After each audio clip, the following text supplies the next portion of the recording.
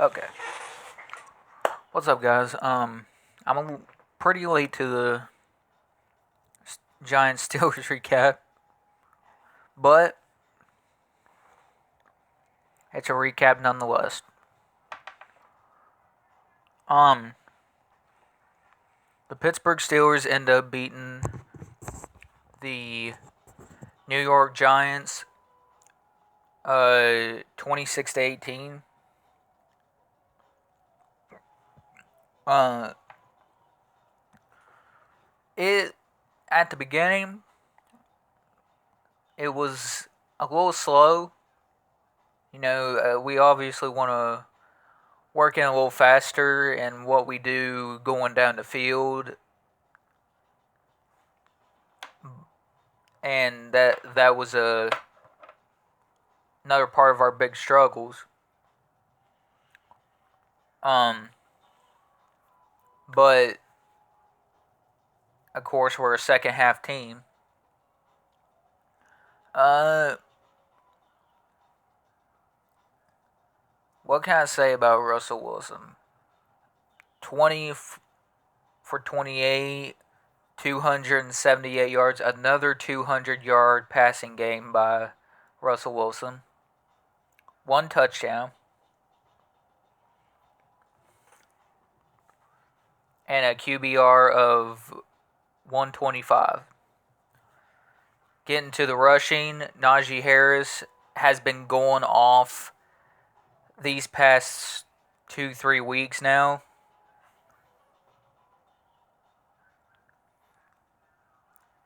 Yeah, 3 weeks. Najee Harris has, on 19 attempts, he had 114 yards. He averaged 6 yards per carry. His longest run was 26. Jaylen Warren had 9 carries for 46 yards.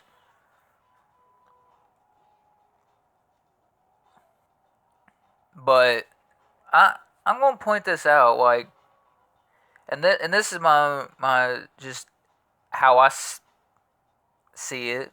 From what I've seen, well, from highlights, because in my area, freaking ABC didn't freaking have the game on. They had the fucking voice. Nonetheless, um, let's see. You had Darnell Washington get 1 reception for 29 yards. I do think we could have involved him a little bit more. But Calvin Austin had 3 catches for 54 yards, had a punt return for 74 yards, and he had a receiving touchdown. He had 2 touchdowns in this game, one on special teams and one on offense. And I'll just say this right now, if he continues playing the way he has been, or just these past, 2-3 games now, I think he's the wide receiver too.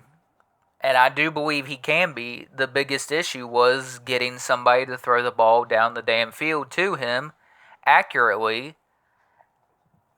And that's what Russell Wilson does. That's why we brung him in. And I'll be the first to say it. I was on the Justin Fields train. Didn't want to bring him out. But my reasoning for that was, how is Russ going to look in this offense? Not necessarily how he'll perform. Now, it was a little bit here and there, like, would we get aging Russ, or are we going to get vintage Russ? And so far, we've gotten vintage Russell Wilson. And my eyes, you look at like how he's passing the ball around. I mean, think of this. He's getting the ball to Darnell Washington, Calvin Austin, Najee Harris, Jalen Warren, George Pickens, 4 receptions for 74 yards. Two two receptions by Pat Freiermuth. Van Jefferson had 4 catches for 62 yards, 15 yards averaged in that game, or in this game. 18 yards for George Pickens. His longest was 43. Jefferson's was 36. But I think when you look at it, you got to you see the improvement of what it's looked like. Did we give up a sack? Yeah, we did. I mean, it's our offensive line. It hasn't really been that good this year. But in these past games, they've been doing really good in pass blocking. Even in the run game, the offensive line is opening up. It really goes to show what having a veteran back there, a confident veteran that can sling the ball. And keep in mind, Russell Wilson is 35, 36 years old, and he can still sling it down the field with the best of them. Last year ended up being nearly passing Patrick Mahomes in touchdown passes. And that's at the time it was a 35-year-old Russell Wilson, now 36. But this is the confidence boost that this team has needed at quarterback. Not to say we didn't have that with Justin Fields at the QB, because there for a minute we did. But here's the biggest thing everybody needs to look at. It was always going to be Russ's job. They want to have Russ at quarterback to help develop Fields.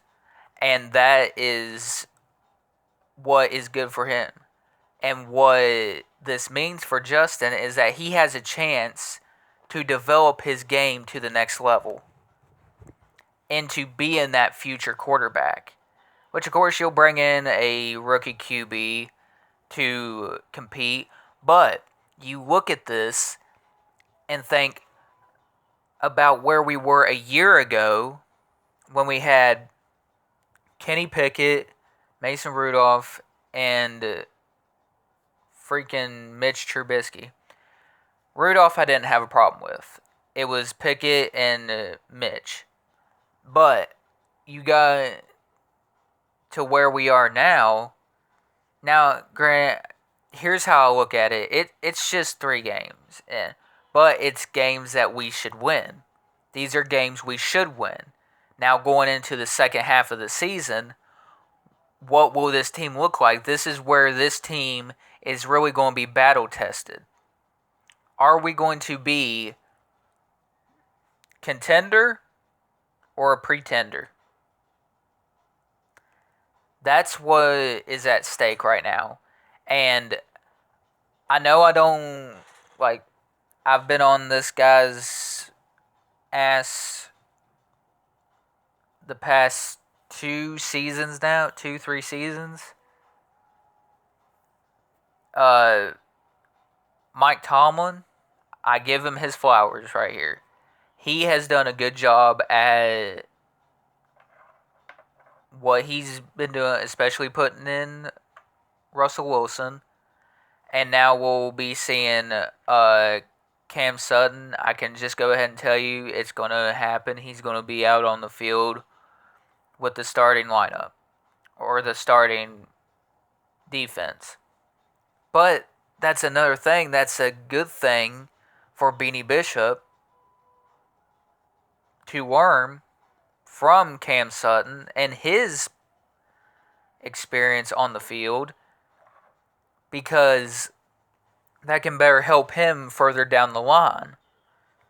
That right there is what Tomlin wants to do, not just for experience purposes to put these guys out on the field, but to help teach guys like Beanie, guys like Corey Trice, guys like Joey Porter, which Joey Porter is already a phenomenal player, but the fact that he can learn even more. That excites me. That is the type of stuff that excites me about putting experienced guys on the field, especially like a guy like Sutton, who is very familiar with our defensive scheme. So it's not like he'll be a noob or be new to the defensive scheme of how we play. What I really would, if I had to change something about the defense, is start. I'm going to say, I would like to see Patrick Queen blitz up the middle more and to like shoot the gap when it's open, because he's got so much talent there. And I really do believe he's going to learn from Elandon Roberts. That's why he's there. Again, Patrick Queen is another player that could still use some tips and to see how Elandon Roberts plays. He'll learn from that, and I do believe he'll translate it over to the defense. Maybe this season, or if not, next season. Again, he's a new guy. But if I had to pick who really shocked me this year, it would be, I'm going to say right now, Deshaun Elliott. Deshaun Elliott being one of our signings, he just fits the Steelers mold. He's a hard-hitting safety, and I'll be honest, in a few more years, we could be looking at him at another one of the best safeties we've had. Not saying Hall of Fame, but one of the more physical safeties we've had in a long time.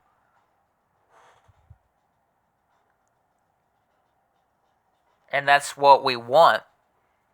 We want Minkah to be able to play as a roaming free safety. Have him run around the field like he's used to. Because being honest, putting him in a position like where he's at is another reason why he's kind of had a down year. And Terrell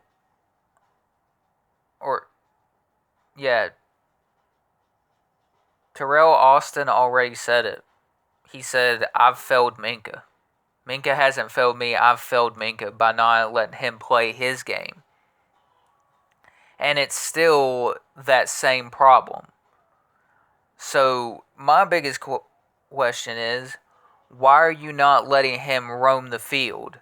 Are you afraid that one of the corners is going to get beat? Because our corners have been beat a lot this season, but nonetheless,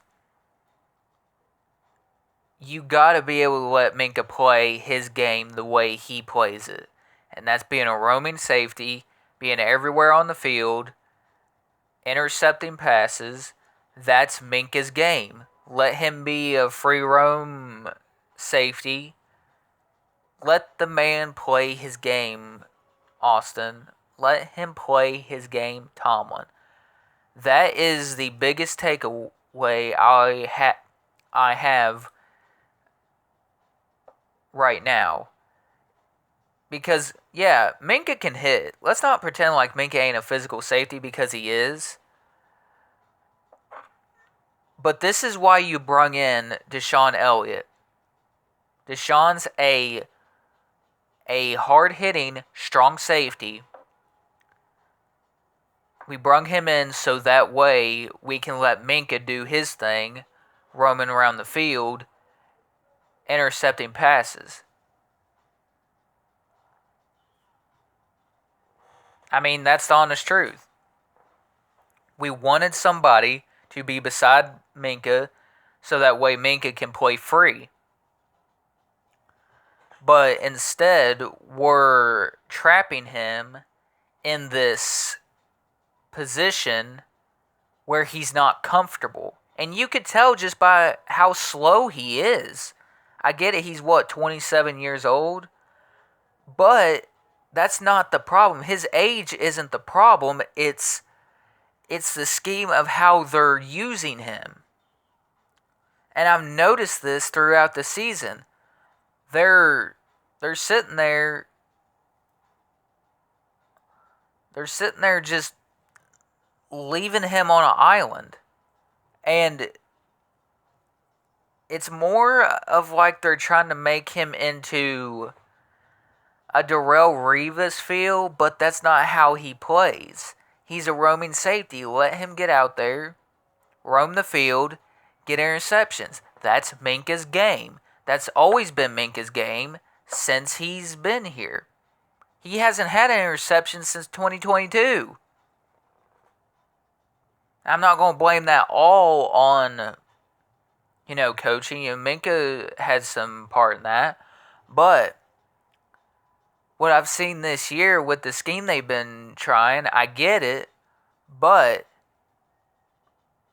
Minka's getting blown up downfield in plays that he would normally intercept the ball. And instead, he's backing off at the wrong time. I don't know what scheme that is. Maybe it's just Minka having a down year, or it's the scheme of the defense for the safety position. I don't know. But you gotta let him... You gotta let him play his game. This is the National Football League, not the national fuck around with your defense and put people in uncomfortable positions that they're not used to. The way he's playing now is exactly looks like how Miami had him playing a couple years ago. And then what happened when he came to Pittsburgh, put him at the free safety position, let him roam around the field. He was our leading in interceptions. He was literally picking apart offenses like it was his bread and butter. He was comfortable, but now he's not. That's how I feel about that. But, again, I do believe he could do better. If there's anybody who can really bounce back from this, it's Minka. But he's got to play better, and also the scheme's got to be better. We get blown up constantly in the middle of the field, which has been the Achilles heel for many years as a Steeler, or if you're watching as a Steelers fan, you know what I'm talking about. But what we need to do is stop being conservative on the defensive side. Be aggressive. Don't let them bring the fight to you. You bring the fight to them, and you bring it hard. You hit them as hard as you can. And to me, I really do feel like Minka's being misused this season. Yeah, he's had a down season. Again, it's not all on coaching, but he has been misused at the safety position. First, it was stay to the middle of the field and stay put downfield at one spot. You see he gets blown up by it. It's not all Minka, guys. But anyway, besides that, if I had to say a downer this season, Patrick Queen. Patrick Queen, I'm going to say that. Patrick Queen has been a little bit of a Debbie Downer with how he's played. But he's with a new team. I get it. He should be accustomed to the defense. The thing about it is with a first-year player, it's not always going to catch on in one season. It may take a season after that just for him to get accustomed. Because he's still young. He's my age. He's 24. And I know a lot of people say, well, you should know the position by now because you're 24 years old. You should know that. Or 25. I'm 25 years old. But what I'm speaking on is when you bring age up in that factor. It can be one or two things. It can be the player or it can be coaching.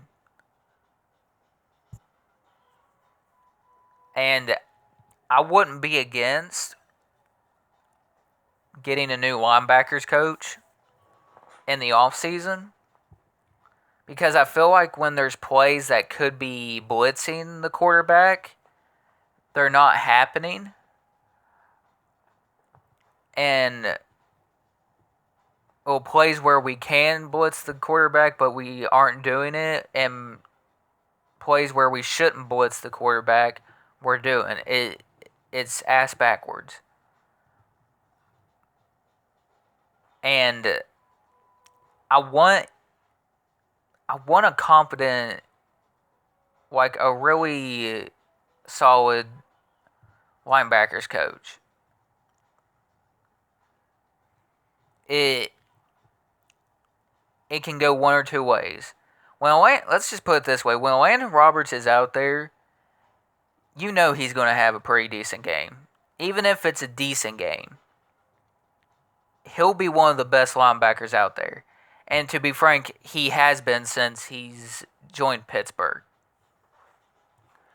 So again, let this be a learning curve for Patrick Queen. He's going to learn from Landon Roberts. That's going to be what will help him in the long run. So yeah, no long-term loss there. Just, he'll be learning. And you really can never get tired of learning anything from a veteran. You guys seen the way Landon Roberts plays. He's a freaking beast.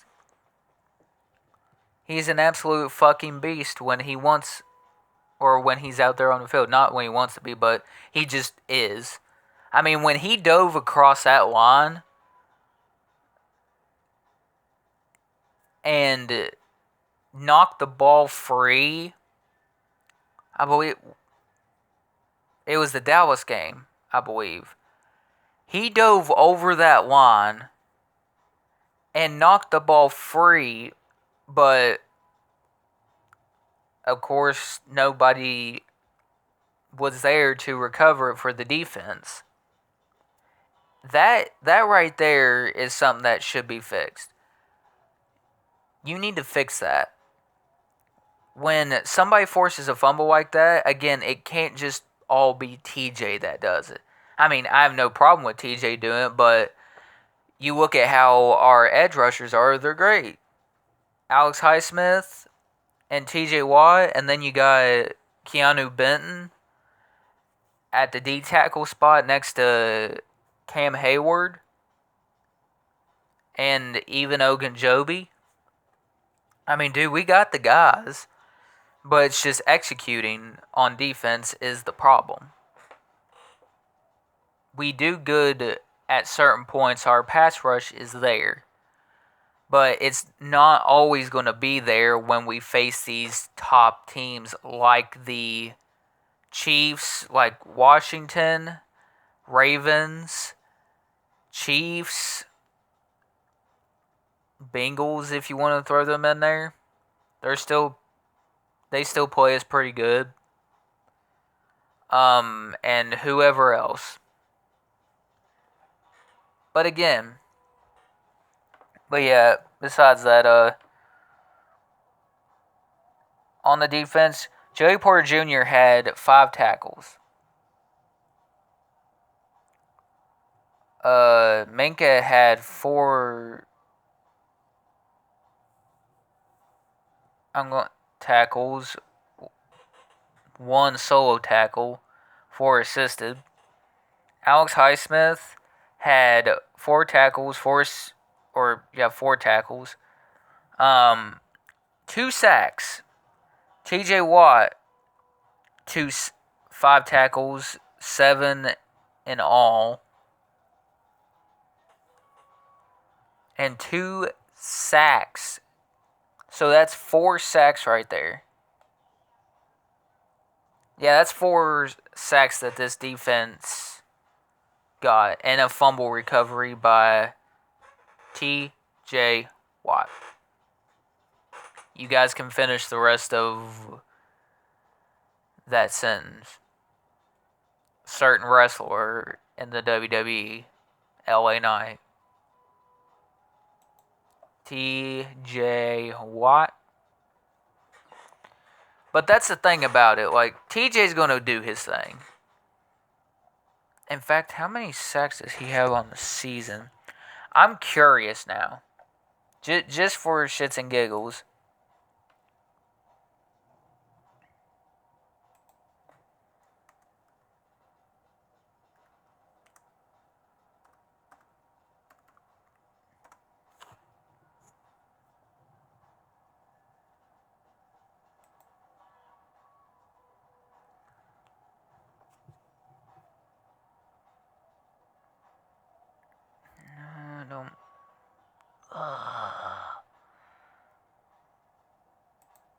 See, career.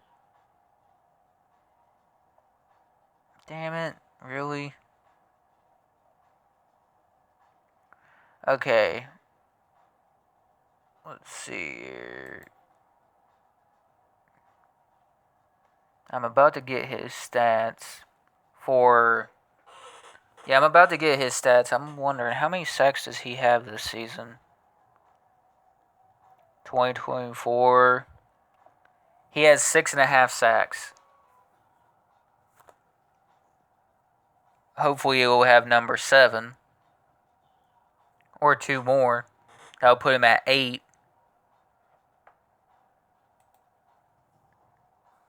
But yeah,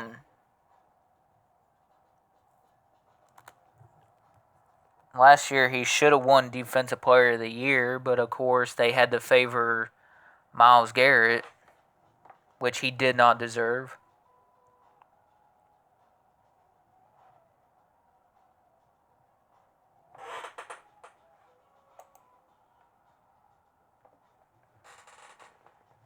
Sorry guys, I had to move the camera.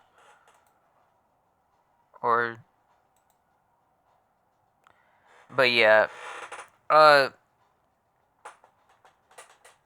think when you look at it, it was an all-around pretty decent game. I mean, I'll give credit this. Van Jefferson played a hell of a game. Calvin Austin played a hell of a game. Everybody on that offensive line was playing a really good game.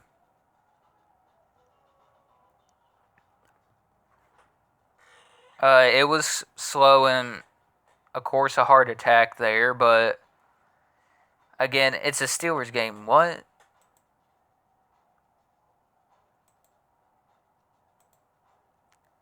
To me,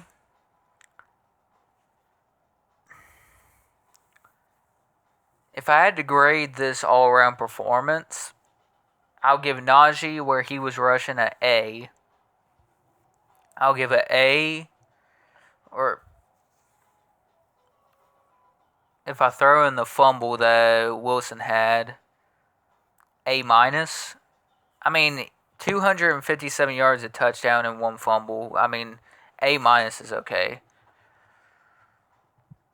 I feel like the A plus has to go to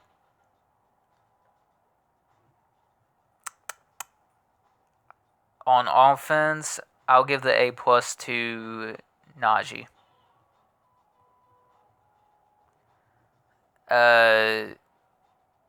I'll give a B, which ain't terrible, to Van Jefferson because he played a hell of a game. It's not terrible to give him a B, but I can bump it up to an A because of how good he performed. I'll give it A minus on that one. Calvin Austin, 2 touchdowns, a B. I have to give a B to somebody. I can't really think of anybody else. But yeah, I'll just say this, in all honesty, we're winning games we should win. Now comes the second half of the season. What are you going to do? What's your outcome going to be? What are you going to do to be able to get the win? That's going to be the biggest outcome of the second half of the season. Because after this game, I believe after this game, it's all division. It's all divisional games. Yeah, I mean, Ravens, Browns, Bengals, Browns again, Eagles, Ravens, Chiefs, and the Bengals is the final game of the season for us. So it's going to be interesting. We're going to see what this team is really made of. So the biggest question is, are they contenders or pretenders? That's the biggest thing. And this is what I would say. If we can go on a decent, doesn't have to be the greatest, but a decent playoff push. And I've explained this at the beginning of the season. If this team can go on a good playoff push, just to show that we're being competitive and we're competing with these teams, and you can go head to head with the best teams in the playoffs, that's going to be the biggest test. Because here's the thing. We're probably talking about facing, if we make the wild card, either the Bills or Chiefs. And those two teams are really good, and they've had our number. Josh Allen has had our number, and so has Patrick Mahomes. But these teams ain't unbeatable. The Chiefs may be undefeated, but they're not necessarily all that great this season. That's not a shot towards them, but just at times when you look at it, their defense hasn't been all there. You do see some of the holes that were left. But, again, that's no shot towards them. I do believe that they'll eventually lose a game. When? I don't know. But I can tell you right now that this second half of the schedule is going to be really freaking interesting. I'm excited for it. I welcome the competition as a Steelers fan. This is the type of schedule that you want that will make people see, for those who say we're just a bunch of fakes and not in the playoff picture, to putting them down here. Here's how they're believing. Way down. They don't see us as threats. But if you beat a team like Washington, which is a very good team, ain't a team to slouch on, you do it. But anyway, this video went on way longer than what I expected. Again, Steelers get the win, 26-18.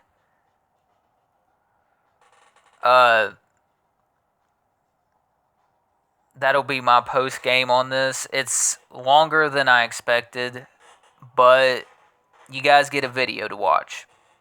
So hopefully you all enjoy it. If you do, hit the thumbs up, hit the subscribe button, share with your friends, and comment what you think about this game. Do you believe that this team can be legit? Or is it kind of like how I am, like, yeah, I believe we can be legit, but just pumping the brakes a little bit before this gets, you get ahead of yourself. Again, sorry. But, yeah, to me, I'm just kind of enjoying this at this point. I like how we're playing. I hope that this continues through the second half, but I'm going to say this right now. We need to start fast and continue playing good on offense versus these second half teams. Every bit of them. That's going to be the biggest thing here. Will we rise to the occasion or will we fold under pressure and just go with the same outcome, just be a second half team? I hope we end up doing things all around, like doing it all game long, where we can start strong, get a touchdown, and then it continues on from there. But that's just me hoping. Again, this is a 37-minute video. Sorry, but I've already said to like the video. However many likes on this, that's what I'm going with. I would like to see 20 likes. I gotta set goals for myself on here. 20 likes on this. And I'll see you guys in the next recap when it is the Pittsburgh Steelers versus Washington. And all of you have a blessed day. Peace.